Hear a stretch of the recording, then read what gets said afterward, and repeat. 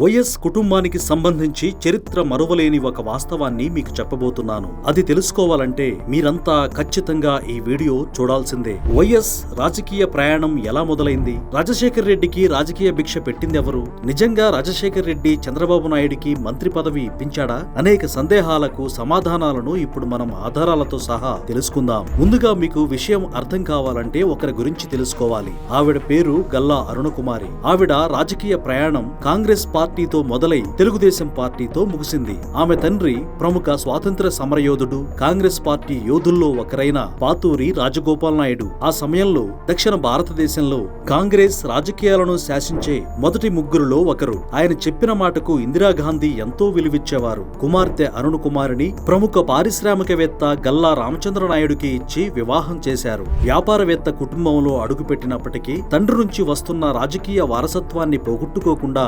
ప్రజాప్రతినిధిగా చిత్తూరు జిల్లా నుంచి కొనసాగారు. అయితే ఇటీవల కొన్ని పరిణామాల వల్ల రాజకీయాల నుంచి విరమిస్తున్నట్లు ప్రకటించిన అనంతరం ఆమె తన ఆత్మకథను గల్లా అరుణకుమారి స్వీయ చరిత్ర పేరుతో ఒక పుస్తకాన్ని రచించారు. అందులో ఆమె ఏమి చెప్పారంటే 1980-81 టైంలో చంద్రబాబు నాయుడు వైఎస్ ను నాన్న వద్దకు తీసుకువచ్చి, అన్న ఇతని పేరు వైఎస్ రాజశేఖర్ రెడ్డి, కడప జిల్లా ఎమ్మెల్యే, చాలా చురుగ్గా పనులు చేస్తాడు, ఇతన్ని కూడా ఇందిరాగాంధీకి పరిచయం చేసి మంత్రిగా తీసుకోమని సపోర్ట్ చేయండన్నా, మేమిద్దరం కలిసి పనిచేసుకుంటామని కోరారు. చంద్రబాబు మాటను కాదనలేక అరుణకుమారి తండ్రి రాజగోపాల్ నాయుడు ఆ సమయంలో కడప ఎంపీగా ఉన్న కందుల ఓబుల్ రెడ్డికి ఫోన్ చేసి వైఎస్ గురించి ఆరా తీశారు. అప్పుడు ఓబుల్ రెడ్డి, అన్నా వైఎస్ కుటుంబానికి మేలు చేయడం, పాముకు పాలు పోయడం రెండూ ఒకటే. ఇక్కడున్న వ్యక్తులుగా వారు చేసే దుర్మార్గాల గురించి, అక్రమాల గురించి మాకు తెలుసు, వద్దన్నా అని చెప్పారు. అయితే రాజగోపాల్ నాయుడు, చంద్రబాబు చెప్పాడు కదా, మనుషులు కూడా ఎల్లకాలం అదే మనస్తత్వంతో ఉండరు,